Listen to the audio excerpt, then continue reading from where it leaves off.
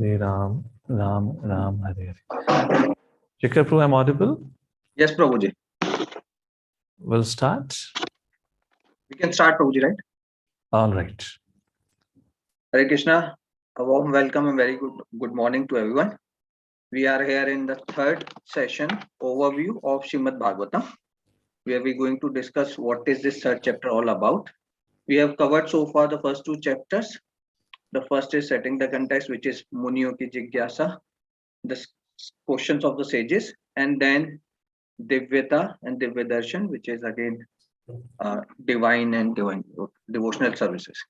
So now in this third chapter, I would like to invite a host, Madan Sundar Prabhu, to come and give us a discussion and let us know what this third chapter is all about. Prabhuji, Hare Krishna. Thank you everyone for joining in. We'll start with the prayers. So when we had our first discussion, I had not offered these prayers when we generally offer before reciting Srimad Bhagavatam, but because we have all read second chapter, from where these shlokas are generally come, or we recite the shlokas from. So considering the time, we all can recite together. Okay. Om Namo Bhagavate Vasudevaya. Om Namo Bhagavate Vasudevaya. Om Namo Bhagavate Vasudevaya.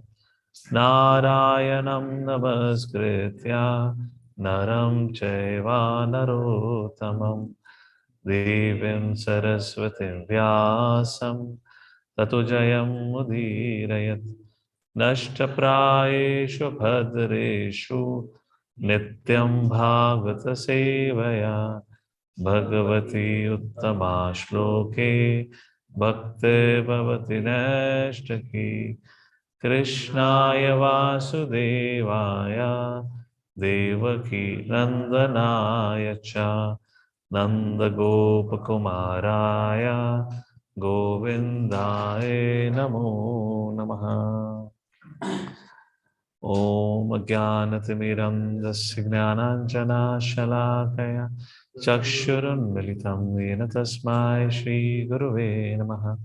Namo Vishnupadaya Krishna Prishnaya Bhutale Srimate Bhakti Vedanta Swami Niti Namine Namaste Saraswate Devi Gauravani Pracharine Nirvishesha Shunyavadi Pashatai Deshatarine Namo Mahavadanyaya Krishna Prema Padayate Krishnaya Krishna Chaitanya Namane Gautase Namaha Vanchakalpa Tarubhyasya Kripa Sindhubhya Cha Patitanam Pavanebhyo Vaishnavebhyo Namo Namaha.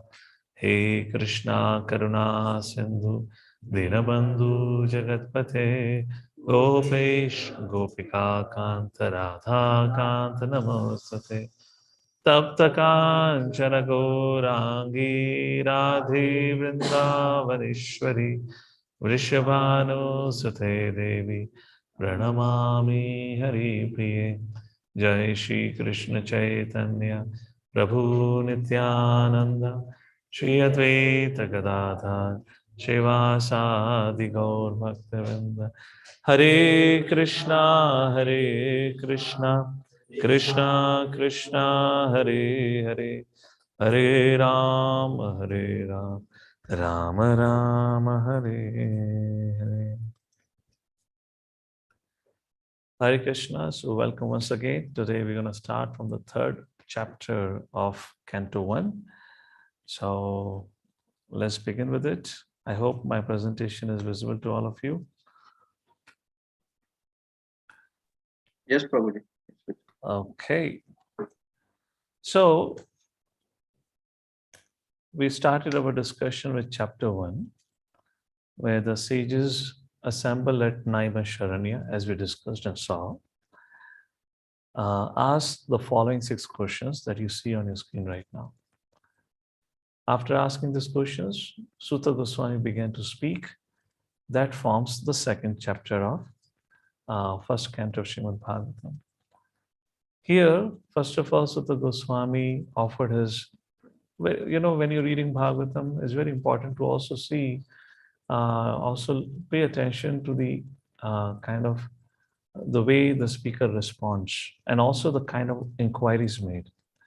Of course, we are not going into a detailed study, we're just giving an overview, but just I still want to highlight a very important point. When question was asked to Sutta Goswami could have just blurted out the answer, yes or no, which generally we do.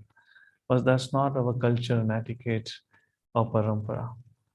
We first offer respects to our Guru, and so does Sutta Goswami did that. Sutta Goswami offered his respect to his Guru, then Srila Vyasadeva. So the very famous verse which is quoted, very glorifies Sukadeva Goswami, who happened to be his Guru, and then he glorified, he offered respect to Srila Vyasadeva, and then to all the assembled Vaishnavas, he glorified them for asking a right inquiry. And after that, he began to answer the first two questions asked by Shaunaka Rishi. The first question was, what is the ultimate good for living entities? And what is the essence of all the scriptures? And Sutta Goswami said 1.2, 2.6, and 7. He gave the answer. First, he said, what is the ultimate good for all? Is Savai Pumsam Paro Dharmo Yato Bhaktira Doksaje Ahitukiya Pratihata Yayatmasu Sidati. And what is the essence of all scriptures? Vasudeva Bhagavati Bhakti Yoga Prayojita. Bhakti Yoga Prayojita is the essence of all scriptures. Janayatiya Suvairagyam Jnanam Chayat Ahitukam. In essence, the answers to first two questions is Bhakti is the essence of all. Bhakti is the ultimate good for living entity. Like that, he answered. And then after that, I believe from verse number 8 to verse number 21, literally, then Sutta Goswami glorifies Bhakti. He also talks about the stages of Bhakti or the progressive stages of Bhakti. Srila Rupa Goswami describes this with a simple verse, Adau Shuddha Sadhu Tata Sadhu Sangha Bhajana Kriya Anartha Nivrati Nishtha Ruchi Asakti Prema, like that. So those stages are being described by Sutta Goswami here in this section or second chapter, where how Bhakti progresses step by step. Rupa Goswami talks about 9 steps, and here Sutta Goswami talks, I believe he divides it into 14 stages or 14 steps of progress. And after answering that, these first two questions, back to the slide. After answering these first two questions, then he answers the third and the fourth question in the second chapter. What is the third question? Why did Lord Shri Krishna appear? And fourth, what is his relationship in relation to this material world? So for that, he answers in 30th to 33rd verse. What is the relationship of the Lord in relation to creation of this world? He describes Purusha Avatar, Mahavishnu, Garbhadaksha Vishnu, Shiradaksha Vishnu. We'll take a look at it because this is described more in detail in third chapter. And then why did the Lord appear, which was the third question? Lord appears for the purpose of protecting the devotees, for establishing dharma and annihilating adharma. Yes, correct. Krishna says himself in Bhagavad Gita, but these all are secondary factors. The primary factor for which Lord appears, and we'll take a look at it also again in the third chapter, where the fifth question and the sixth question is answered, where the fifth question is about Leela avatars, different avatars of Lord. Why does Lord takes different incarnations? Krishna is a Supreme Personality Godhead, then why he had to manifest himself as 400 form?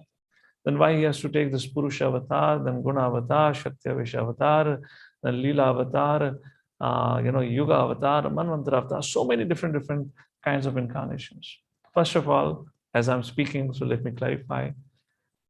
Expansion and avatar. This is a commonly asked question. A lot of time devotee asked, what is the difference between expansion and avatar? Expansions, just like Balram expansion, just like Chaturvya expansion, that occurs in spiritual world and they remain in spiritual world. But when that personality descends into the material world, then it is said to be avatar. That is the difference between expansion and avatar.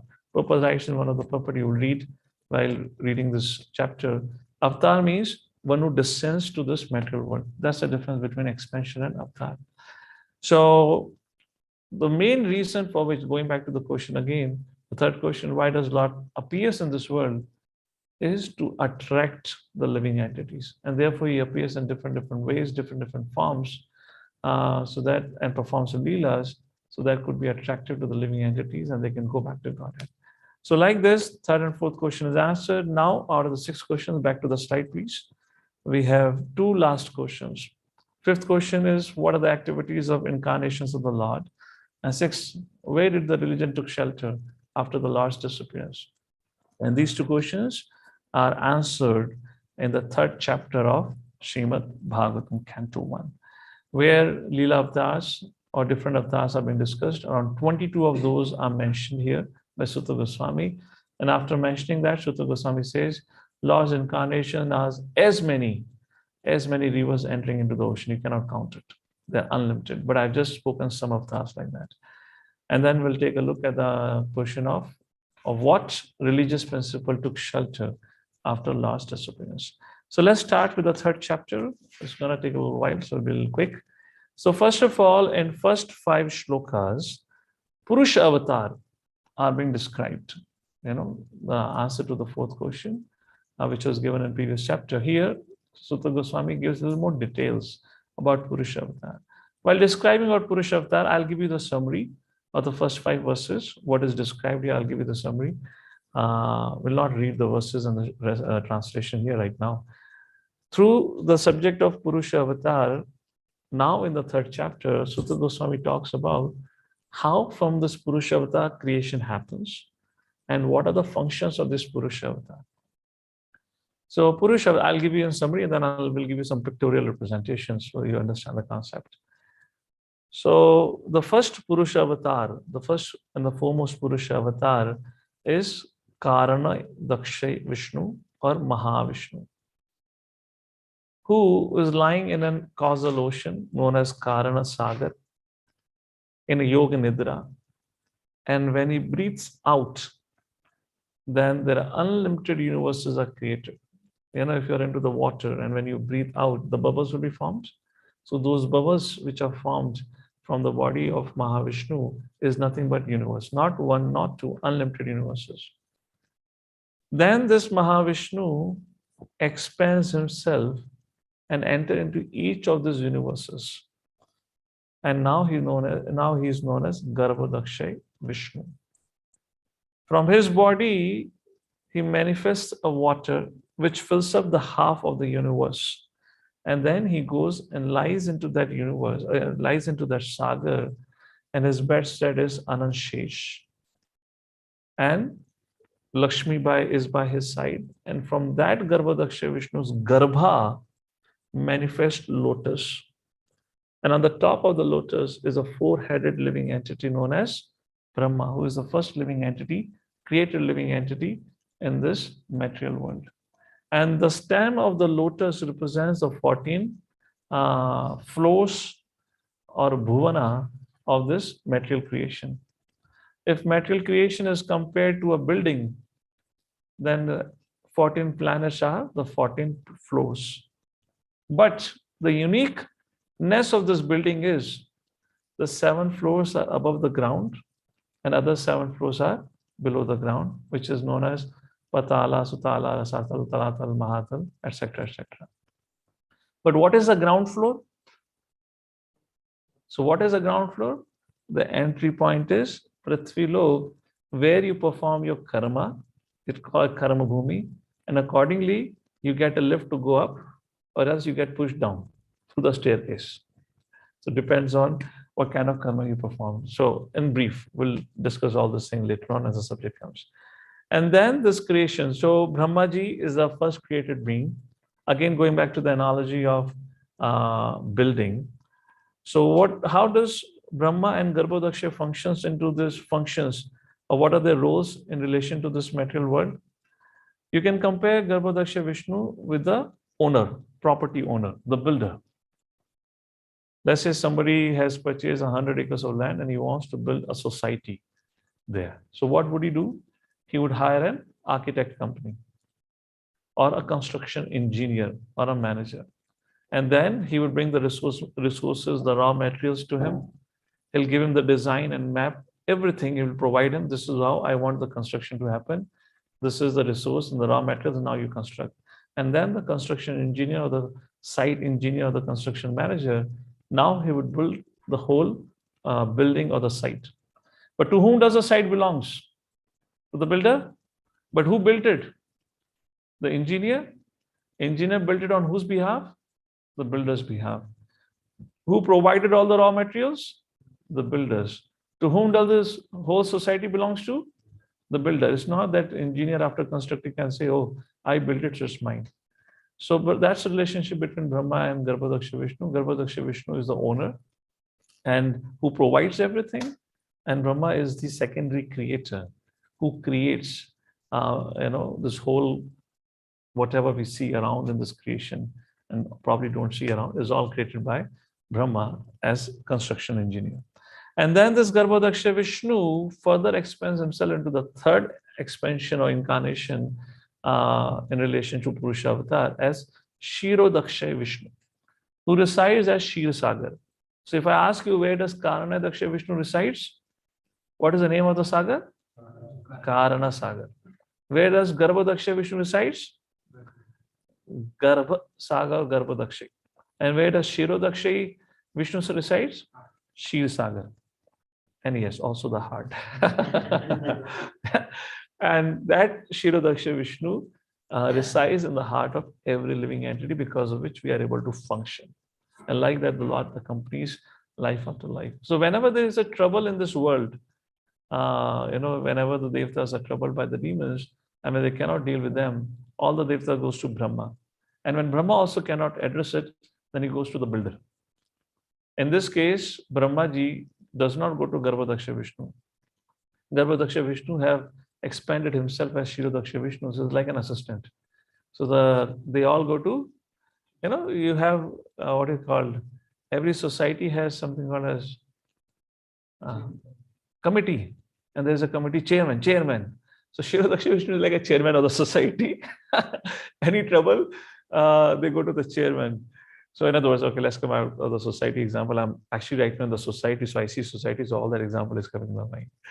So Brahmaji, along with all the Devtas, they go to Kshirodaksha Vishnu as Kshir Sagar, where they offer Purusha Sukta prayers, which we'll discuss in the second canto, I believe 5th or the 6th chapter.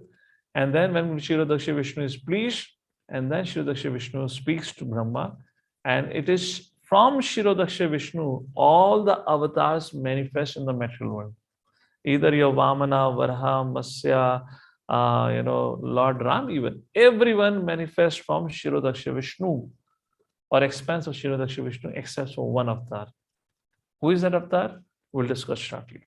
So this is what about Purusha Avatar, Mahavishnu, Garbhodaksha Vishnu, Kshirodaksha Vishnu. Let's go back to the slide and we'll just show you through a pictorial way how this all looks like. Okay. So Krishna expands himself. Of course, Krishna does not directly expand himself as into Purusha Avatar. There are many things that happen in between, but we'll keep it simple for the sake of this session, as much as Prabhupada discussed in the purpose.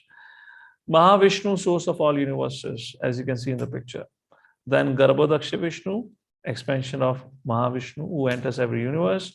And then Kshirodaksha Vishnu, who acts as a super soul and also has his own Vaikuntha planet, or he has his own place in Kshirodaksha ocean, like that. Briefly, creation is explained here. Very briefly, we are talking about it. Beyond the spiritual world, there is a Brahmalok. And by the side of the Brahmalok, there is a place called as Karana Samudra, or causal ocean.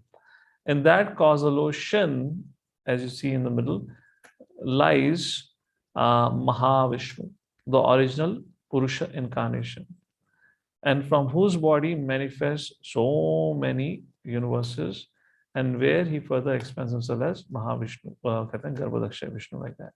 Here you see Garbhodaksha Vishnu, and there are hundreds and hundreds and unlimited universes, like that. And from whose Garbha manifests a lotus, where you have Brahmaji. Like that is a description of Purusha Avatar. After this, after the first 5 verses, now from verse number 6 to verse number 25, here Sutta Goswami now will answer the fifth question of asked by Shaunaka Rishi. And the fifth question was about the different incarnations of the Lord. So just to simplify the subject, Sutta Goswami just briefly speaks about some 20 odd incarnations that appears. So we'll not go through the name list of that you all can read through it, but we'll focus more on the concept of what is the purpose of these different incarnations. There is Kurma avatar, Narasimha avatar, Vamana avatar. First of all, what are the different kinds of avatars? There are 6 kinds of avatars. 6 प्रकार के अवतार होते हैं. Avatar means one who descends. First, Leela avatar. These are not sequentially. It's not mentioned like that, but I'm just saying you. Leela avatar, Purusha avatar, Guna avatar. Leela avatar means those who perform Leela. Lord Ram, Narasimha Leela, like Leela avatar. Purusha avatar, Mahavishnu, which we discussed right now. 3. Then Guna avatar. Guna avatar means Trinity, Brahma, Vishnu, Mahesh. Leela avatar, Purusha avatar, Guna avatar. Then Yuga avatar. 4th one is Yuga avatar, who is a Yuga avatari for a Kali Yuga? We say Chaitanya Mahaprabhu, isn't it? Yuga avatari, like that. So that's a Yuga avatar. Then we have Shaktiavesh avatar. Example, Raja Prathu Maharaj is said to be Shaktiavesh avatar, where a living entity is empowered with particular energy of the Lord to accomplish certain purpose. Just like Srila Vyasadeva is said to be a literary incarnation of the Lord, like that. And then we have Manvantara avatar. So like this, there are 6 kinds of avatars. This all is discussed in Adi Leela of Chaitanya Charitamrita. Manvantara avatar means there are 14 Manus in a day of Brahma, and in each Manvantara, a particular incarnation appears, like that. So if you do a simple calculation, there are 14 Manus in a day of Brahma, multiply by 30 gives you 1 month. Somebody has a calculator, can quickly do that. Multiply by 12 months, multiply by 100, will give you number of only Manvantara avatar. Then what to speak of Yuga avatar? There are 1,000 cycles, isn't it, in a 1 day of Brahma? And 1,000 cycle means 4 Yuga, which means 4,000. And then in each day, there are 4,000 Yuga avatar. So like that, there are unlimited avatars. That's the point here, okay? So let's go back to the slide deck. The first point, what is the intention behind various incarnations?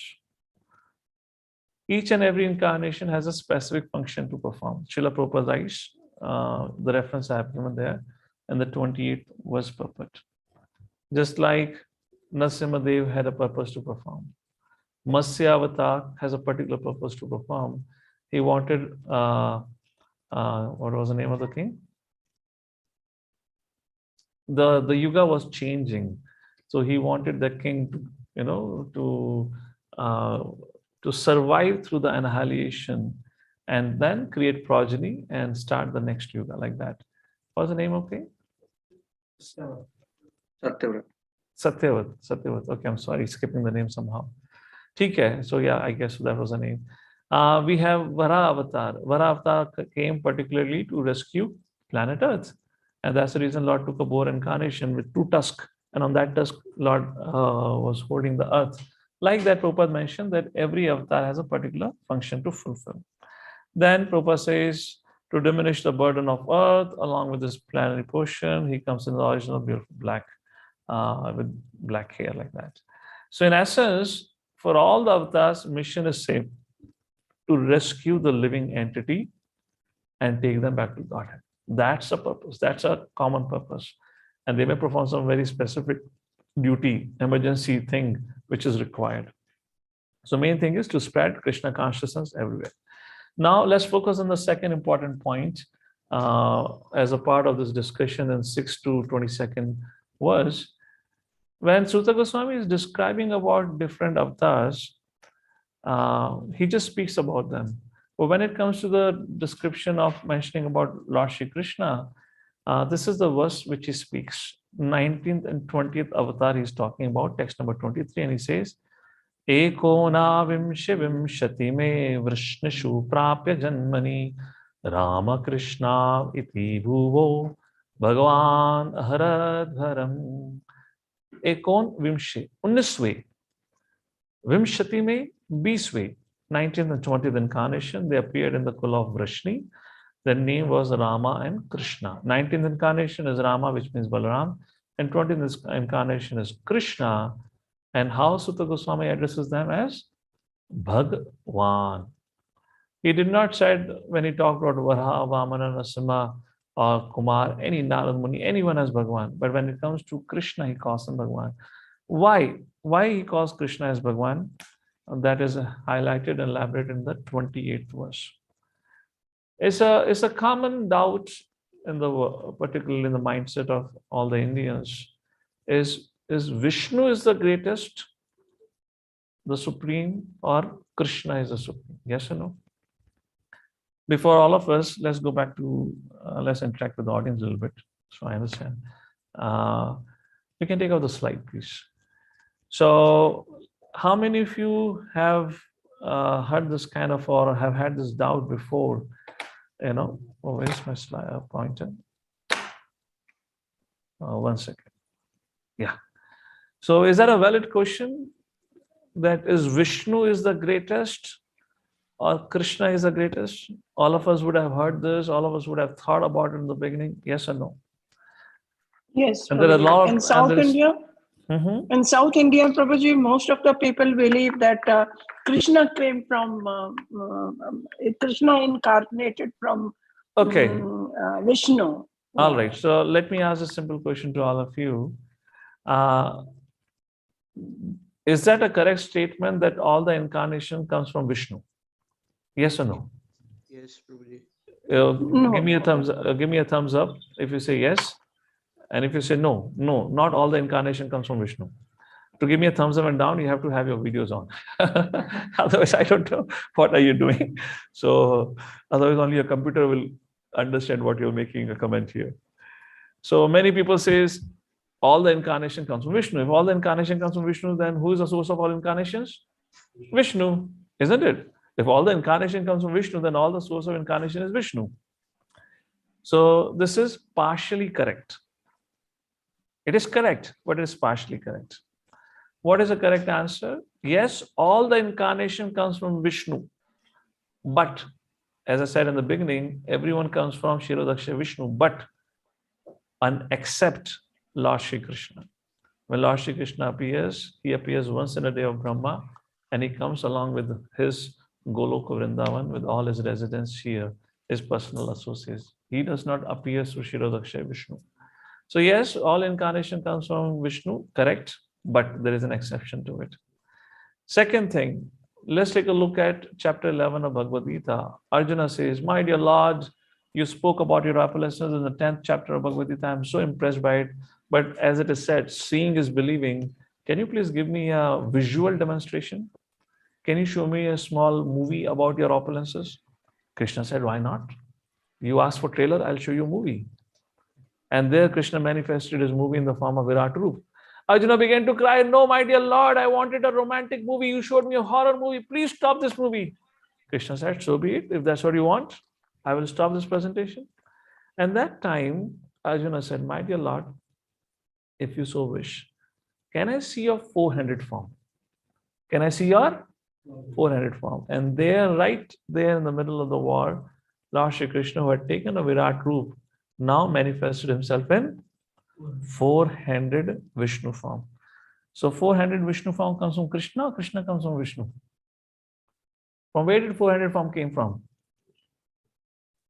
Haribol, all those online fellows, Bhaktas, give me a thumbs up or thumbs down if you're getting the point. So Krishna, Arjuna said, my dear Lord, can you show me a 400 Narayan form? And the 400 Narayan form manifested. From whom? From Krishna. So who is the source? So those who say Krishna came from Vishnu, you can go and teach them 11th chapter of Bhagavad Gita. Okay? Although these Brahmanas would have memorized the whole 700 shlokas, But you can just read one purport of from 11th canto and they'll understand. Sorry, 11th canto, 11th chapter, they'll understand who is the source.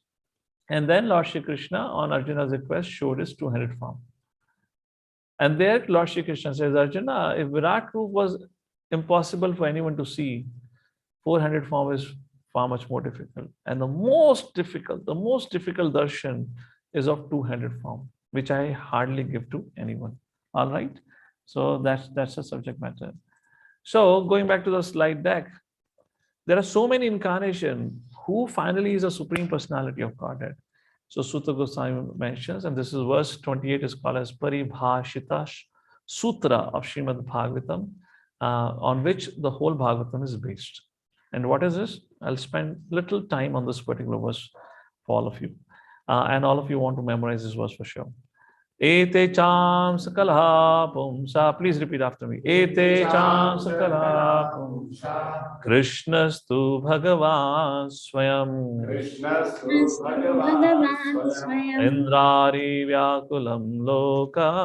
Indrari Vyakulam Lokam. Mridayanti Yuge Yuge. Malayanti Yuge Yuge. I'll start from the last two lines. The last two lines says, Indrari Vyakulam Lokam, whenever Indra is in danger. Mridyanti Yuga Yuge, to protect Indra, Lord appears. Yuga after Yuga.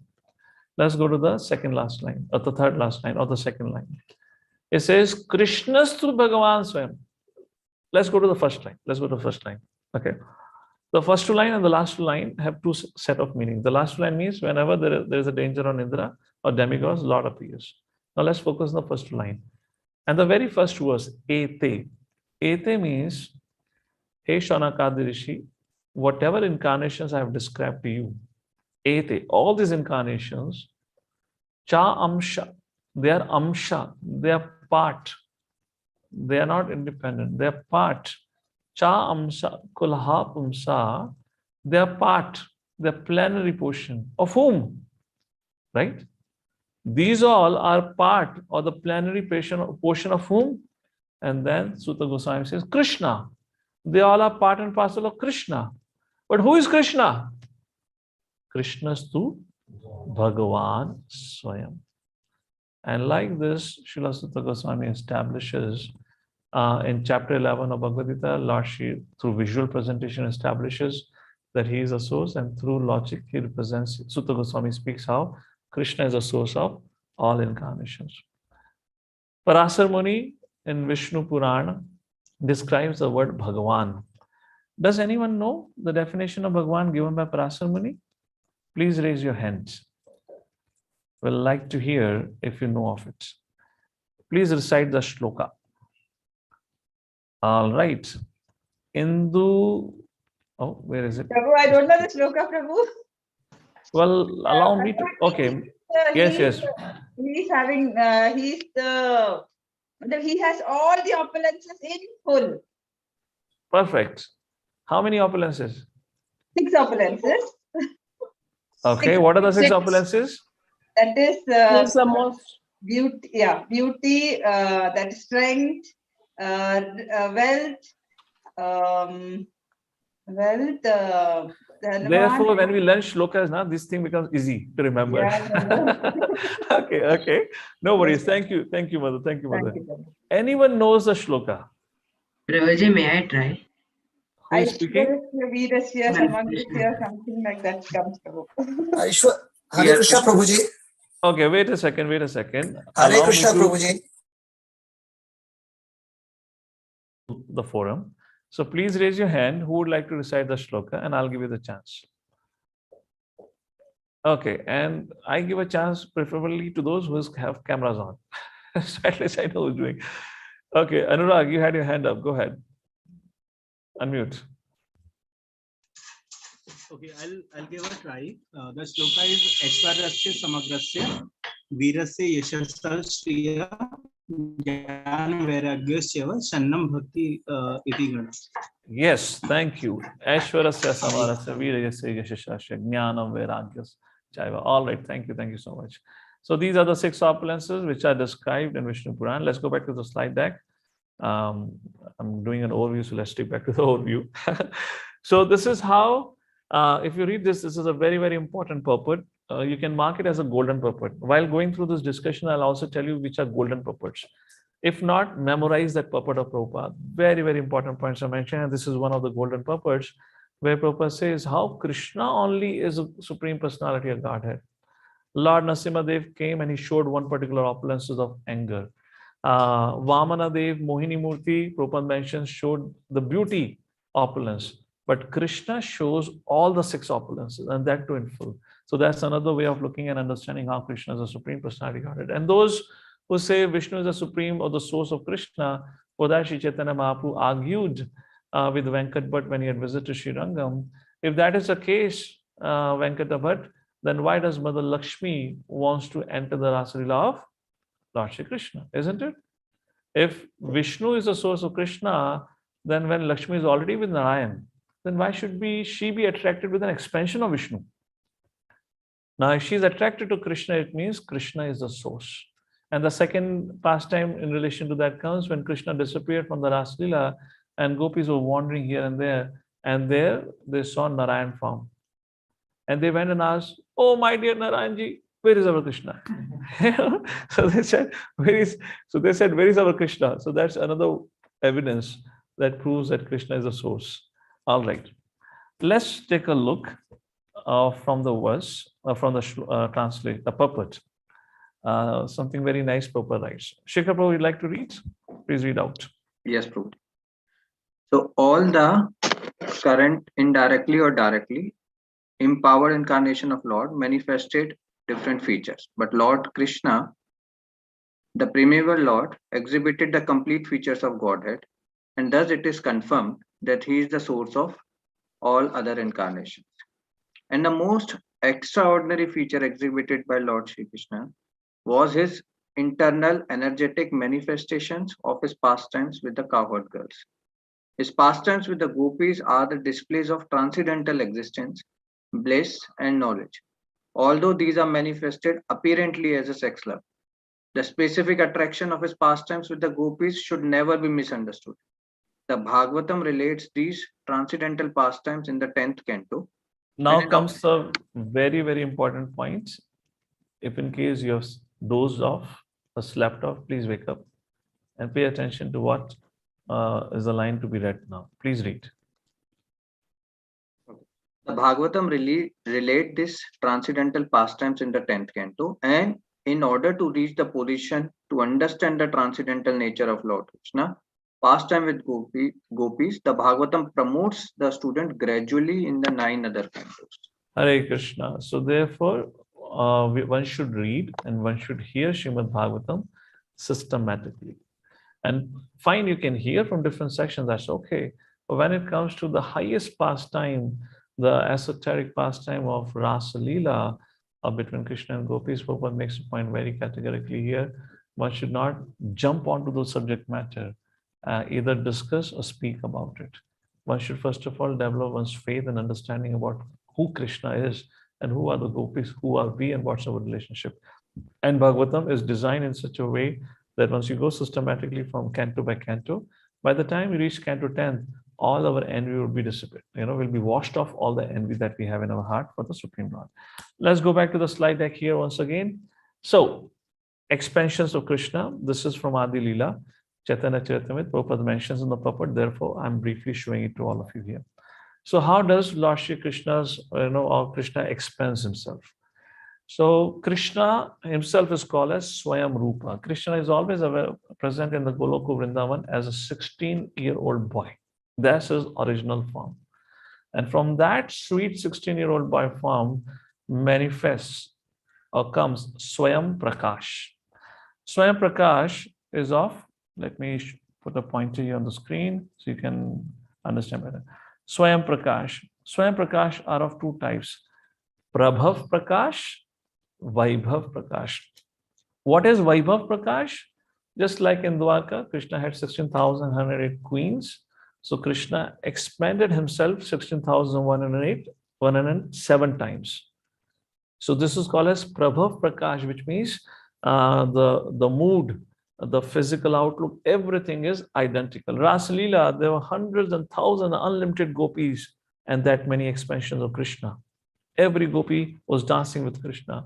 That is called as Prabhav Prakash, unlimited expansions of Krishna, identical to Krishna. So what is Vaibhav Prakash?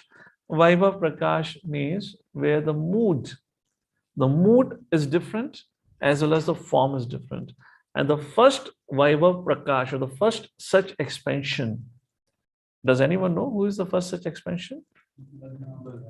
Please type in the chat box if you know who is the first such expansion, which is called as Vaibhav Prakash, whose mood and the form is different. That is Balramji. Correct. The Balramji is the answer. So what do you mean by the mood is different? The same Balramji serves Krishna in the Vatsalya Bhav. The example is Damodar Leela. When Lord Shri Krishna was tied, first of all, Rukmani and Balramji were not there. When Balramji came back, he became extremely angry. Who tied Krishna? And Mother Yashoda was cooking in the kitchen, and she came out with a ladle in her hand, raised high, and she said, I tied. Balramji ran away. He said, okay, all right. And of course, there are details to it. I don't want to get into Damodar Leela right now. But, Balramji is in that Vatsalya protective mood. Same Balramji expands himself in the shoes, in the dhoti, the flute, everything. All that thing that Krishna has is nothing but the expansion of Balramji. He serves in the Dasya Bhav, Madhurya Bhav, Vatsalya Bhav, every form Balramji serves Lord Shri Krishna. And Krishna is having a darkish complexion, the dark rain cloud color, and Balramji has the white complexion. Then from Vaibhav Prakash, so that's how the mood and form is different. That is called as Vaibhav Prakash. From Vaibhav Prakash comes Tad Ekatma Rupa. Tad Ekatma Rupa is also of two types, Vilas Rup and Swamsha. Vilas Rup means the Chaturvyuha. These all are expansions, but this is incarnation, what is called as partial manifestation in English. Vilas Rup means Chaturvyuha expansion, Vasudev, Anirudh, Sankarshan, Pradyumna. And then Tadekatma Rupa, second part is Swamsha, which means all the 6 kinds of avatars which we discussed. So what are the 6 avatars? I've already discussed that, but we'll just show you. Purusha avatar, Leela avatar, Guna avatar, Shakti avatar, Mana avatar, Manvantra avatar, and Yuga avatar. To help you understand this, I'll just show you pictorially how it is. So Swayam Roop Krishna, Swayam Prakash, Prabhav Prakash, and Vaibhav Prakash. Vaibhav Prakash is Balram, Prabhav Prakash is Krishna himself. Then from Balramji comes Vilas Avatar, which is of Chaturvyu here. And then from same Tadaikatma Rupa comes Swamsha Avatar, which is nothing but 6 kind of avatars. Now all this is happening in material world. This is up to spiritual world. This is all happening for the purpose of material creation. The first is Purusha Avatar, and Leela Avatar, Guna Avatar, Shaktivesh, Yuga Avatar, Manvantra Avatar, and all the names of different avatars for in this argument. So you can always refer to the PPT to understand this more. Like that. So like that, the subject is being discussed, and then comes to verse number 29. So after describing all these different incarnations, if in case any one of you feeling tired, oh, so many avatars, so many technicalities, tell me to chant Hare Krishna and be happy. Why go into all these details? So Sutta Goswami, to inspire all of us, the Kali Yuga residents, speaks this verse. Janma Guhyam Bhagavato ya etat prayatato naraha sayam prata granan bhaktya dukha gramaadimuchate. And the translation is, in essence, Sutta Goswami says, one who reads this description about different incarnations of the Lord every morning and evening, they are delivered from all the reactions of their sinful life, which means they would have no suffering in their life. इसी बात पे बोलिए जोर से हरि बोल Sutta Goswami की हरि बोल. Okay, all right. And then from text number 30 onwards comes discussion on Virat Roop. So text number 30 onwards, 30 to 34, back onto the slide deck. So from 30 to 34, now Sutta Goswami describes about Virat Roop. A question can be asked. Why Sutta Goswami did not mention about Virat Roop while describing about Leela Avatar, incarnation? Is it a valid question? Yes or no? Anyone would like to reflect on it? Let's make it a little more interactive. Why, when he talked about Vamana, Varaha, four Kumaras, Narad Muni, Vyasadev, everything he spoke about, Kapiladev, Rishabdev, all these different names are mentioned. Why he did not mention about Virat Roop then? Why is he mentioning Virat Roop separately? Mother Rati Manjari, your hand is up. Please unmute yourself. Okay. Hare Krishna, Prabhuji, Dandat Pranam. Yes, Mother. Prabhuji, because Virat Roop exists only in the material world, it does not exist in the spiritual world. All right. Thank you. Thank you, Prabhuji. Mother Gayatri, please unmute yourself. Mother, unmute.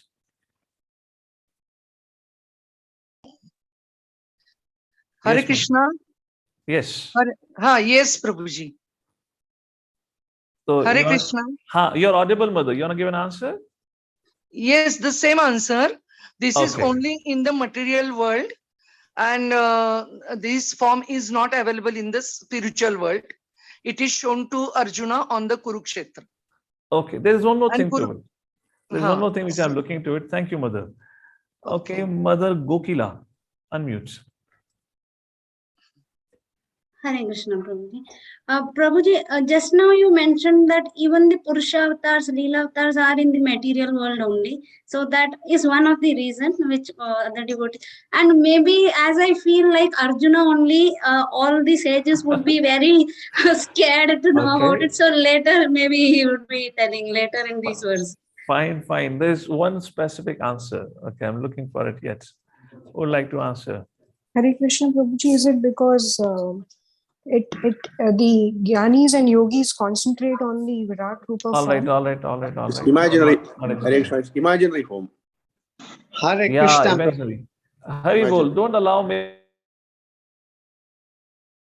Begins. I don't know who is speaking. Okay. So yes, so one devotee spoke. Sorry, I don't know who spoke, but you spoke the right thing. Is imaginary. It's not a real form. And let me explain you briefly what it means. It is as much as imaginary. It is as much as imaginary. That much is our gross body. Does our gross body exist? Yes, but it's temporary. And whatever gross body you think exists is always changing. How many of you agree 10 years ago, your gross body was way different than what it is today? Raise your hands. And 20 years from now, if in case you still have a gross body with you, would be quite different, isn't it? So that is what is the point here. So Virat Roop, Prabhupada in this section, or the Sutra Goswami in this section, talks about both the gross body and the Virat Roop. Both are temporary, both are, in other words, does not exist. You know, they just have a temporary manifestation. So as long as a material world is created, Virat Roop form is there. When material world or creation wounds up, then that form doesn't exist. So what is the use of this Virat form? So the purpose of Virat Roop will be discussed elaborately in the second canto, but I'll just read out what Prabhupada says in the slide deck. And Prabhupada says the purpose of the Virat Roop form. Shikhar Prabhu, go ahead, read out, please. Okay, Prabhu. The Virat Roop is conceived for those who are just neophyte worshippers. For them, the material Virat Roop is presented, and it will be explained in the second canto. In the Virat Roop, the material manifestations of different planets have been conceived as his legs, hands, etc. Actually, all such descriptions are for neophytes. The neophytes cannot conceive of anything beyond the matter. The material conception of Lord is not counted in the list of his actual forms. As Paramatma or Supersoul, the Lord is within each and every material form, even within the atoms. But the outward material form is but an imagination, both for the Lord and for the living being. The present forms of conditioned soul are also not factual. The conclusion is that the material conception of the body of the Lords as Virat is imaginary. Both the Lord and living beings are living spirits and have original spiritual bodies. So that's the sum and substance of these 4-5 shlokas from verse number 30 to verse number 34. So Virat form is described in the scriptures to help the neophyte sadhakas, not the bhakta yogis, but ashtanga yogis, to meditate. To meditate. Why? It is said the trees. In other words, the Virat Roop provides us the material conception of the Lord. What is the material conception of the Lord? When you look at the matter, then we can experience the Lord. Just like it is said, the two eyes of the Virat Roop are nothing but the sun and the moon. So when you take darshan of the sun and moon, who should remember? The Lord. It is said the trees are nothing but the hairs on the body of Virat Roop. So when you look at the trees, who you should remember? Krishna. The rivers are nothing but like a blood or the veins in the body of Virat Roop. So when you look at the river, so when you look at the nature, that's how it is described as part of the body of the Lord, so that person can remember Lord 24/7. That's the point here, okay? Now, 35th verse onward to 39th is the subject of understanding from the Lord. That's it for the slide deck. We'll read from the book now. So if all of you have your book, you can take it out. I'll recite the shlokas. Shikhar Prabhu, you can read out the translation, okay? Yes, Prabhu. We'll do that way. So text number 35. And I'll give you a brief summary about what it is. Text number 35. Let's start with the recitation. Evam janmani karmani hi akartu ajanasya cha varnayanti samakavyo veda guyani haritpatehe. Thus learned men describe the births and the activities of the unborn and inactive, which is undiscoverable even in the Vedic literature. He is the Lord of the heart. So learned man describes. So how do we understand the Supreme Personality Godhead? We cannot understand it by going through the pages of Vedic scriptures. It says undescribable, even in the Vedic scriptures. Only one who has seen the truth can describe the truth. Text number 36. What are the qualities of the Lord? Sava idam vishvam amogalilaha srajati avati na sajjate asmin bhuteshu chantarhita atmatantraha shadvagikam jigrati sadguneshaha. The Lord, whose activities are always spotless, is the master of six senses and is fully omnipotent with six opulences. He creates the manifested universe, maintains them, and annihilates them without being in the least affected. He is within every living being and is always independent. Despite all this saying, fools cannot understand him. Bhagavad Gita 9 chapter verse number 11. Who knows 9.11? Krishna speaks. Anyone here? Bhagavad Gita? Well, Gokila, okay, go ahead. What does Krishna says? 9.11. Unmute yourself. Modhoyam nabhijanati. No. Avajananti mamura manusham tanam ashritaha. They think I have appeared as a human being. They do not understand Mama Bhuta Maheshwara. I am the Lord of everything. Similarly, text number 37 speaks about it. Nachasya kashin nipune nadatu avaiti jantu kamanisha utihi namani rupani manovachobihi santanvato natacharyami vagnaha. The foolish, with a poor fund of knowledge, cannot know the transcendental nature of the forms, names, and the activities of Lord, who is playing like an actor in a drama. Nor can they express such things, neither in their speculations nor in their words. So how can we know the Supreme Personality of Godhead? Text number 38 answers that. Only by bhakti, which is a repetitive conclusion of every conversation or every question answer that Arjuna and Krishna have. Krishna would conclude, bhakti is the best. In Bhagavad Gita, same thing is mentioned here, text number 38.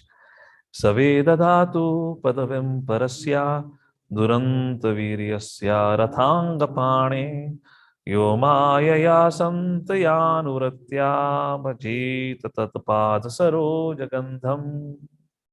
Only those who render unreserved, uninterrupted, favorable service onto the lotus feet of Lord Krishna, who carries the wheel of his chariot in his hand, can know the creator of a universe in his glory, power, and transcendence. Therefore, Sutta Goswami says in text number 39, O Shaunakadi Rishi, I congratulate you. You are the most fortunate. Why? Because you have made the right inquiry. And what is your inquiry? You want to know about the Supreme Personality of Godhead. And that is the only valid question to be asked in this world. Athehadanya Bhagavanta itam yadavasudeva akhile lokanathe kurvanti sarvadmakamatma bhavam nayatra bhuya parivarta ugraha. Only by making such inquiries in this world can be successful and perfectly cognizant. For such inquiries invoke transcendental ecstatic love onto the personality of Godhead, who is the proprietor of all the universe and guarantees 100% immunity from dreadful repetition of birth and death. After describing this, now comes, let's go back to the slide for a quick second. The last section of the third chapter, Glories of Srimad Bhagavatam, where the sixth question, the final question, would be answered now. So let's go back to the shlokas again. Text number 40, we'll continue the recitation, where the purpose of Srimad Bhagavatam is described. Text number 40. Idam Bhagavatam Nama Puranam Brahma Samhitam Uttama Shloka Charitam Chakara Bhagavan Rishi Aniheshritasaya Lokasya Dhanyam Swasti Ayanam Mahat. Shikapu, please read. This Srimad Bhagavatam is literally incarnation of a God and is compiled by Srila Vyasadeva, the incarnation of God. It is meant for the ultimate good for all people, and it is all successful, all blissful, and all perfect. Hare Krishna. Srimad Bhagavatam is a literary incarnation of God. So many times people ask this question, or people have this doubt, oh, we are so unfortunate. We were not born at the time when Krishna appeared, Lord Rama appeared, Narasimhadev appeared. One way is good, we didn't appear that time. We could be at the party of Hiranyakashipu. Then we would also got the heart surgery. So one way this is good. Anyways, jokes apart. Oh, how fortunate I would have been if I would have been born at the time of Sri Chaitanya Mahaprabhu, or even when Srila Prabhupada was performing his Leela. How many of you have ever had this kind of a thought in your mind? Ever had? You know, I'm not saying you're thinking, but you ever had a thought, wow, how great would have been if I was there with the Lord, or let's say the pure devotee of the Lord. Yes or no? And those of you who are not thinking like this, I am having a serious doubt about on you. You should be thinking like this. Because that way you become eager to go back to God. So if you're not having a thought, how great it would have been if I was with the Lord, you should better be having this thought. So either way, so to reconcile this point here, one second, yeah, going back again. So what does it mean? What I'm trying to make a point here is, yes, we may not have the direct association of Srila Prabhupada, direct association of the Supreme Personality of Godhead, but yet we have direct association of Supreme Personality of Godhead. And so does the direct association of the pure devotees of the Lord. How do we have direct association of the Lord? Anyone? Anyone would like to answer?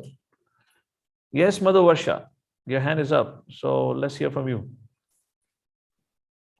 Want to answer? Yes, Prabhu. How do we have direct association of the Lord? We can have direct association of the Lord by reading the books written by Srila Prabhupada, who has given the whole explanation in Srimad Bhagavatam and in Bhagavad Gita to understand who exactly Krishna is. And he has established that relationship with Krishna of us. So it has become very easy. So Vani and Vapi, it is said. So through Hare Vani, Krishna. we can. Wonderful. Mother, had you been a teacher or a professor? I was a teacher. I taught for Yeah, 26 you're a years teacher. and retired. I could make it out with the style of your answering. Very elaborate and comprehensive answer. Thank you, Mother. So the answer is Srimad Bhagavatam.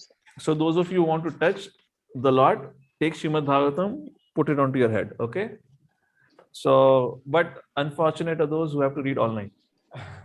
You'll at the max you'll get to touch your laptop, even if you try to do it.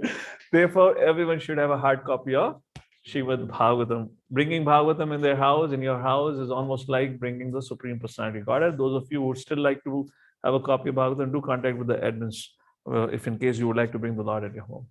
All right, that's the first point. Now, 41 verse onwards. So I do see the time is up for me. It's 9:01. Do I have your permission to take 5 more minutes to complete my discussion? Give me a quick thumbs up. Anyways, doesn't matter. I'm going to take 5 minutes still, nonetheless. I'm just asking, it's good to ask. Okay. You can't leave it in between. There are only 3-4 shlokas are remaining. So, okay, text number 41. Tadidam grayam asha sutam atvatam varam sarva vedi tihasanam saram samudritam. Shikha, go ahead. Vyasadeva delivered it to his son, who is the most respected among the self-realized, after extracting the cream of all Vedic literature and histories of the universe. Hare Krishna. So now, how this Srimad Bhagavatam appeared after saying Srimad Bhagavatam is not different than the Lord. How did Srimad Bhagavatam appear is described. Srila Vyasadeva gave this wisdom of Srimad Bhagavatam to Sukadeva Goswami. So let's go back to the slide. And let's read this out. Prabhupada writes something very beautiful in the purport of 41st verse. Shikha Prabhu, go ahead. In the Srimad Bhagavatam, historical facts selected from the histories of different planets. So what does Srimad Bhagavatam have? So if in case anyone, if you're interested, what all I'm going to read about Srimad Bhagavatam? This is what Prabhupada answers. In the Srimad Bhagavatam, historical facts selected from the histories of different planets have been depicted. It is therefore accepted by all spiritual authorities as the Mahapurana. The special significance of these histories is that they are all connected with the activities of a Lord in a different time and atmosphere. Srila Sukadeva Goswami is the topmost personality of all the self-realized soul, and he accepted this as a subject of studies from his father Vyasadeva. Srila Vyasadeva is a great authority, and the subject matter of Srimad Bhagavatam being so important, he delivered the message first to his great son Srila Sukadeva Goswami. It is compared to the cream of the milk. Vedic literature is like milk ocean of the knowledge. Cream or butter is the most palatable essence of the milk, and so also is the Srimad Bhagavatam. For it contains the all palatable, instructive, and authentic versions of different activities of Lord and his devotees. Hare Krishna. All right. So when Sukadeva Goswami heard this message, who was the next student? Text number 42. Satu samshravayamasa maharajam parikshitam prapyo pavishtam gangayam paritam paramarshibhi. Sukadeva Goswami, the son of Vyasadeva, in his turn delivered the Bhagavatam to the great Emperor Parikshit, who sat surrounded by the sages on the bank of Ganges, awaiting death without taking food or drink. Hare Krishna. So Prabhupada mentions in the purport about the parampara system. And in that assembly, Suta Goswami was sitting, who heard from Sukadeva Goswami, and then he went and spoke to the sages of Naimisharanya. Like that, in a parampara, the message is coming. So it's very, very important, not that we would hear Srimad Bhagavatam from anyone and everyone. We should first of all understand what is a connection. Connection. Is there the connection with the parampara or not? Bona fide parampara, which goes back ultimately to Supreme Personality Godhead. Now, coming to the text number 43, which answers the sixth question. What religious principles took shelter in the absence of the Supreme Personality of Godhead? Text number 43, I do have it on a slide so that everyone can recite together. Let's go back to the slide deck. And it is as follows. Krishne swadham upagate dharma jnanadibhi saha kalonnashta drashamesha puranarko dunodita. Wait a second. Go ahead. Please go ahead. This Bhagavat Puran is as brilliant as the sun, and it has arisen just after the departure of Lord Krishna to his own abode, accompanied by the religion, knowledge, etc. Persons who have lost their vision due to their dense darkness of the ignorance in the age of Kali shall get light from this Puran. So in the age of Kali, this is the most important text and the book which should be read by everyone. And therefore, we thank each and every one of you for taking out your time to study Srimad Bhagavatam. And Srila Prabhupada writes something very, very beautiful in the purport. Let's take a look what Prabhupada writes in the pulpit. Please read out. In the Kali Yuga, the population is just a royal addition of the animals. They have nothing to do with the spiritual knowledge or the godly religious life. They are so blind that they cannot see anything beyond the needs of this body. They have no information of the spirit soul beyond the jurisdiction of the subtle mind, intelligence, or ego. But they are very much proud of their advancement in the knowledge, science, and material prosperity. They can risk their lives to become a dog or hog just after leaving the present body, for they have completely lost the sight of the ultimate aim of the life. The personality of God, Shri Krishna, appeared before us just a little prior to the beginning of Kali Yuga, and he returned to his eternal home practically at the commencement of a Kali Yuga. While he was present, he exhibited everything by his different activities. He spoke the Bhagavad Gita specifically and eradicated all the pretentious principle of religiosity. And prior to his departure from the material world, he empowered Sri Vasudeva through Narada to compile the message of Srimad Bhagavatam. And thus both Bhagavad Gita and Srimad Bhagavatam are like torch bearers for the blind people of this age. Therefore, it is very important for us to read Srila Prabhupada's purpose. He draws the conclusion and makes the subject matter very simple and clear. So with that, we come to the conclusion now. So we have discussed the glories of Srimad Bhagavatam described by Sutta Goswami. I believe all of you are charged up to read and study Srimad Bhagavatam, but there is a question. And the question is as follows. How can I learn Srimad Bhagavatam? Now, Srimad Bhagavatam have to be learned. How can I learn Srimad Bhagavatam? An answer to that is given by Srila Prabhupada in the text 44. I'll not recite the shloka, time is less. Shikhar, will you read the translation of 44th verse? Okay, please. O learned Brahmanas, when Shukadev Goswami recited Bhagavatam there in the presence of our Emperor Parikshit, I heard him with a rapt attention. And thus by his mercy, I learned the Bhagavatam from the great and the powerful sage. Now I shall try to make you hear the very same thing as I learned from him and as I have realized it. So please mark the purport as another golden purport. Let's go back to the slide deck. How do I learn Srimad Bhagavatam? Prabhupada gives a 5-point formula. What is a 5-point formula? In the purport, I have just quoted as it is. The first point. One cannot, however, learn the Bhagavatam from a bogus hired reciter whose aim of life is to earn money out of such recitation and employ the earning in sex indulgence. In other words, recitation of Srimad Bhagavatam, teaching of Srimad Bhagavatam should not be a professional activity to maintain one's livelihood. No, that should not be the way of studying or teaching.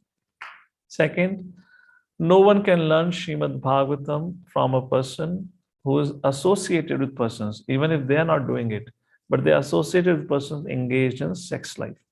That is a secret of learning the Bhagavatam, which means, maybe the speaker is following four regulative principles, but if their association is bad, just like whatever association is what you become, that's a point. So we have to again understand parampara system. So those who do not follow four regulative principles cannot teach, or we cannot learn from them. And also if the person is in similar kind of association, we should not hear from them. Third, nor can one learn the Bhagavatam from one who interprets the text by his mundane scholarship, which does not speak the message in parampara. Then we cannot learn Srimad Bhagavatam from such a person. So now let me ask a simple question to all of you. There are so many Bhagavatam speakers there on YouTube channel and Sanskar, Asta TV. How can you figure out the first three things for them? Are they professional reciters? Are they following four regular principles? Or are they giving their own interpretations? Or are they repeating the words of the Lord? Is there any ability for us? Therefore, traditionally, there was never ever a culture of hearing like this. The culture of hearing was you go and sit at the feet of Guru and hear. So you don't only hear from the Guru, you also observe the Guru. What does it mean by observe the Guru? You also see that is he like walking the talk? Is he also following what is he teaching? And Prabhupada gives an example. There was one very big pravaktakar or preacher or a speaker. He came and gave a big lecture in an assembly of thousands of people, and then he said, we should not eat onion garlic. And then he went back home, and then he had some guests along with him for his dinner. And when the wife brought the dinner, the wife served him chole ki sabji without onion ka chop. The husband, the speaker, sometime before, became very angry. And the wife brought chole with special onion chop for all the guests. So he could smell it. So he became angry, and he said, oh, you foolish lady, what have you done? Why have you not put chalk in my chole ki sabji? And the wife said with all humility, my dear Prabhu, of course she didn't say Prabhu, my dear sir, just some time ago you were addressing the thousands of people saying we should not eat onion and garlic. Therefore I did not give you onion and garlic. You know what he said? That was for them to follow, not for me. I just spoke, but it does not mean I have to follow. So we have to be very careful. So how do you know? Unless you have an opportunity to observe the person. And how can you observe? Unless you are in the close proximity. Unless we know the person, we should not hear. That is the point. I would conclude with this, the summary of the first 3 points. Let's go to the next point. One has to learn the Bhagavatam from the representative of Sukadeva Goswami and no one else. If one at all wants to see Lord Shri Krishna in the pages, there is a process and there is no alternative, which means only through the Parampara system. And finally, fifth, simple hearing is not all. One must realize the text with proper attention. One should hear with rapt attention from the real person, and then he can at once realize the presence of Lord Krishna in every page. This is from the purport of the last verse of 3rd chapter, 1.3.44 verse purport. To conclude with chapter 3, we saw initially discussion on the Purusha avatar. We talked about how creation happens. Then we saw briefly about the purpose of incarnations, the rules, and what kind of incarnations are there. Then we saw in 28 to 29 verse, who is the source of all these incarnations? And after that, there was a discussion on the Virat Roop. And we talked about why Suta Goswami did not talk about Virat Roop along with the Lila avatars, and what does Virat Roop represent. And finally, there was glories of Srimad Bhagavatam, which concluded with how to hear Srimad Bhagavatam or how to learn Srimad Bhagavatam. With this, we conclude with a quote. Please read out the quote. No one can give the rapt attention who is not pure in the mind. No one can be pure in the mind who is not pure in the action. No one can be pure in action who is not pure in eating, sleeping, fearing, and meeting. But somehow or other, if someone hears with the rapt attention from the right person, at the very beginning, one can assuredly see Lord Shri Krishna in person in the pages of Bhagavatam. Hare Krishna. Coming to the conclusion, with this we conclude, and now begins the discussion from chapter 4 onwards, wherein the history of Srimad Bhagavatam. So Srila Vyasa spoke to Sukadeva Goswami, but who spoke to Srila Vyasa? Yes or no? So how did Bhagavatam came to Srila Vyasa? The history of Srimad Bhagavatam will be discussed, and the further 3 questions will be asked by Shaunaka Rishi. The questions are about the Vyasa and Narada Samvads, the birth of Parikshit Maharaj's activities and why he renounced, and also about the appearance of Sukadeva Goswami and how he met with Parikshit Maharaj. With that discussion, we'll see from next week onward. It will be very interesting. Now from 4th chapter onward, there are only beautiful stories, which are very, very relishable. So I hope you all will continue with this. Don't get discouraged if you find it too long a program, 11 months, but it will be all nectar ahead. So to conclude with, going back to the slide deck, I have a question for all of you. I would like to all of you or any one of you give me an answer for the following 6 questions which were asked by 6 sages. So Shikhar Prabhu, if you want to monitor and do that, you can do that. So the first question is, what is the absolute and ultimate good for people in general? What's the answer? Anyone would like to give an answer for this? We have discussed this, right? What does Suta Goswami says about it? All right, Mother Gokila. Oh, go ahead. Your hand is up first. Prabhuji, the shlok was Savai Pumsam Paro Dharmo. Fine, you can speak in English. What is the key essence? What is essence? What's the answer? It is like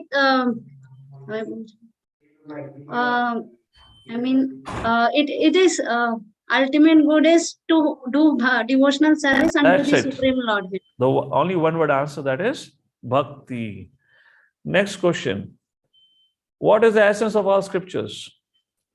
Who would like to give an answer for second question? Sunny Prabhu, go ahead. To do bhakti of Lord. Yes, the essence of all scriptures is Vedaicha sarve aham eva vedya vedanta krit vedavid eva chaham to know me. And how do you know Krishna? Through bhakti. Third question. Why Shri Krishna, the Supreme Personality of Godhead, appeared? To take the devotees, to take everyone back to Godhead. Okay, all right. Let me call out the names. Everyone should get a chance. Okay, correct answer. Okay, Sari has already answered it. Fine. Let's go to the fourth. To attract and take back to Godhead. Fourth, what acts did the Lord perform in relation to creating the material world? How did Sutta Goswami answer this? So, okay, Mother Rati Manjri, please go ahead. You answer them. Hare Krishna Prabhuji. Dandavat Pranam. It's the avatars which he took, the Leela avatar, Guna avatar. And what is that avatars? They are the incarnations of the Lord. No, what is the name of that?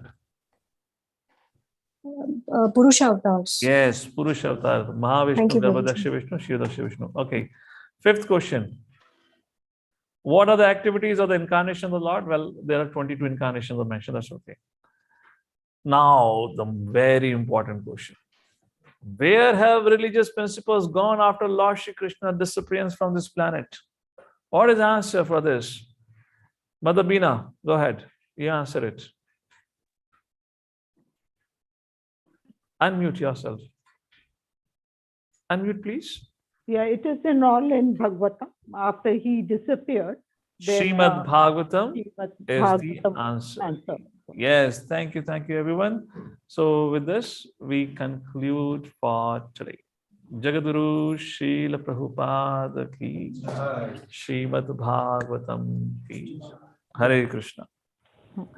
So we do have another 10 minutes. Shikhar Prabhu, if there are any questions, you can ask Yes, the audience. If the audience want to speak, they can speak, or else they want to type in, they can type in. I received one question, so Yes, please. probably I'll take it that first, and then we'll hand it over. So this question is from Girdhari Gopi Mataji. Hare Krishna Prabhu, Dandavat Pranam. One question: how to do bhakti without envy with other devotees, and also when we see some faults, how to proceed further in some places. Hare Krishna.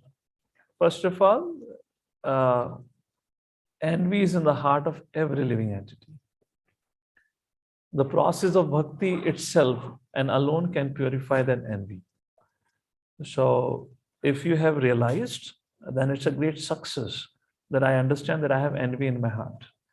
So when you know I have this, then what is the next course of action is not to act the way your envious mind would dictate you to act towards other devotees. Therefore, learning Vaishnava etiquettes and culture is so important. Even if you don't like or if you're envious, yet you behave appropriately as the Vaishnava culture dictates. And be assured that it is not in a case with you, it's a case with everyone. Everyone has, because all the living entities, all of us conditioned living entities, we are here in this world because we were envious in the first place of the Supreme Lord. And now by the grace of the Vaishnavas, by the grace of Guru and Gauranga, we have got this opportunity to practice bhakti. Just continue practicing with the right spirit. Do not verbally speak anything ill about, do not physically perform any action which commits an aparadh. Let your mind hound and scream whatever it has to say. Focus your energy more on attentive listening, hearing, and reading of Srila Prabhupada books, and continue on. Gradually, this enemy of envy or the disease of envy will get purified of it.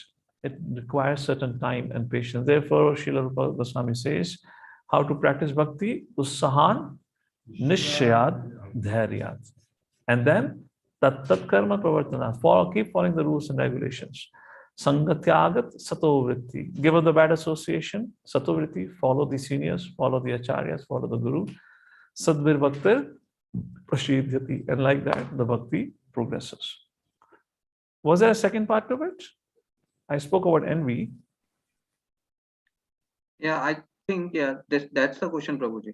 He's Okay. asking. Main question is how to do devote. I mean, without envy, and then when we see some fault, how to proceed. Oh, yeah. The second part is when we see faults. I recently spoke on the discussion on Vaishnava Aparadh. Mother, if you go on our YouTube channel, Evolve Pune, you'll see that video there. We spoke in details about dealing with Vaishnavas and how to avoid a Vaishnava Aparadh. And one of the way of Vaishnava Aparadh, doing a Vaishnava Aparadh is finding faults or criticizing for the faults that exist in them. So we had a long, elaborate discussion about who can correct and what situation we cannot correct and all that. So you might want to refer to that video. That will help you and give you a comprehensive answer to your question. All right. Yes, Shikhar Prabhu. Thank Hare you, Krishna. Prabhuji. Yes, Sunny Prabhu, you can go ahead. Hare Krishna, Prabhuji. Prabhuji, Krishna is full with all the six opulences. So the avatars, that is Vishnu Tattva, they have also the full all. They are also fully opulent with. So it is described. Krishna has a full 100%. When it comes to Vishnu avatars, they have 93% of all those opulences. And Prabhuji, in at one place I read that we should take mercy of Vishnu Tattva, or we should please Vishnu Tattva. So we can, if we can directly worship Krishna, then why should we worship Vishnu Tattvas? Where can you worship directly Krishna? Even we don't worship Krishna directly. Do we worship Krishna directly? We worship Guru first. Yes. You ever look into the altar, first Guru's permission is taken. Anything we do, we first take the mercy of permission of Guru. So when we can worship Guru, why can't we worship Vishnu Tattva then? Yes, Prabhuji. After Guru, then we can directly worship Krishna, or we should worship Vishnu Tattvas. No. You don't have to worship Vishnu Tattva in that way. Because Guru Parampara is there that communicates the message, takes our message back to Krishna through the whole process. You know? So you don't have to worship Vishnu Tattva explicitly. There is no injunction prescribed by Srila Prabhupada in our day-to-day spiritual culture and practice where we have to worship Vishnu Tattva. It is in the context of a discussion where you might have read Prabhupada saying we should worship Vishnu Tattva. If, for example, it is Ramanavami, we worship Lord Ram that day. If it is Narasimha Chaturdashi, we fast for the pleasure of Lord Narasimha Dev. We glorify Narasimha Dev. So on that day, you should worship them. Yes. All right. And Prabhuji, yes, Prabhuji, and the knowledge that we are receiving that comes from Brahmaji, right? So Prabhuji, Purush Avatar, the Purush Avatar we spoke today, that knowledge is coming directly from Krishna to Brahma, or from Lord Krishna to Mahavishnu, Garbhodaksha Vishnu, Kshirodaksha Vishnu, and then to Brahma. Second Canto have the answer to your question, where Krishna spoke to Brahma. See, either Krishna speaks to Brahma or Vishnu speaks to Brahma. Is one and same. Yes. Okay, there's no difference in that. So there are 4 verses spoken by Krishna or Vishnu to Brahma that is mentioned in the second Canto. And then after that, Krishna told Brahma, now you expound on it. He elaborated. So he elaborated and spoke to Narada. Then he told Narada, you elaborate on it. Then Narada spoke to Vyasa. He told Vyasa, you elaborate on it. Then Vyasa spoke to Sukadeva Goswami. Therefore, Sutta Goswami, while describing what Sukadeva Goswami says, Pibata Bhagavatam Rasamadayam Nigama Kalpata Rogalitam Phalam Shukha Mukhad Amrita Dravya Samyutam. This Srimad Bhagavatam, which is the essence, Nigama Kalpa Tarogalitam, it is the most ripened fruit of all the Vedic scriptures, has become more nectarian when it has been recited by the lips of Shukadeva Goswami. And Prabhupada said, Shuka means parrot also. And Prabhupada writes in the purport, it does not mean that Shuka Goswami parroted, repeated like a parrot what he heard from Vyasa. No, it is sweet because Shukadeva Goswami have added his realizations. Realizations. What is a realization? We can discuss it another time. What realization means. Realization is not in contrast to the message. Realization is after you digest. For example, if I serve you prasadam, Once you digest, your whole body gets energy, isn't it? Once you assimilate, what it becomes is called as realization. So Sukdev Goswami have added his realization. That's how Srimad Bhagavatam has become so glorious. Therefore, Srila Vyasadeva is not writing what he wrote to Sukdev Goswami, right? Srila Vyasadeva is writing the third version, third narration. Sukdev Goswami spoke to Parikshit, and there Sutta Goswami. Sutta Goswami spoke to Naimisharanya. So he's giving the more condensed version like that. Got the point? All right. Shekhar Prabhu, anything else? Yeah, so We have 4 minutes to go. Yes. Midamni Mataji. Yes, Mother. Hare Krishna, thank you, Prabhuji, for the wonderful class. Prabhuji, you mentioned about reading from the physical book of Srimad Bhagavatam. It is very auspicious. Prabhuji, I have the set of Srimad Bhagavatam at home, and I have read from Srimad Bhagavatam. But very unique to my disability, right? When I take notes, my handwriting is such that it becomes difficult to retrieve and recollect what I have written, and when I look at it on a later date.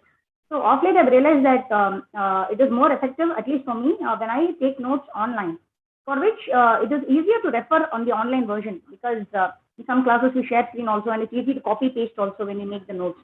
So my question is it offensive having the Srimad Bhagavatam physical copy at home to read online and take notes online? Would it be considered an offense to read like that? No, there is no offense.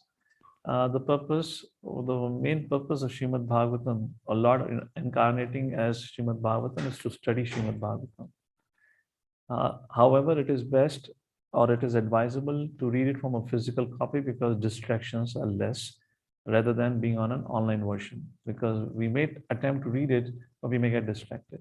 Those who are new readers, they have the most potential to get distracted. Those who are advanced readers, who have developed some taste, they may not naturally get distracted. So it's of a personal choice, but there is no question of offense. There is no mention like that there would be an aparadha done. All right? Thank you very much. Hare Krishna. Shekhar Prabhu, that's it for today? Yes, Prabhuji. No further questions I can see here. All right. So thank you all for joining in. Hope to see you next week also. Next week we'll have His Grace Devtipati Prabhu. We'll speak of the 4th chapter of the first canto. The discussion continues. Thank you so much once again joining us for today morning discussion. Jagadguru Srila Prabhupada ki jai. Thank you to all audience, and hope you continue your journey. We have covered 2 chapters now. The 1 chapter is going to be started this week. If you have not attempted the question, you can attempt the quiz on chapter 2, which is now available at the student portal. In case you're facing any difficulties, please reach out to WhatsApp coordinator or admin of that group.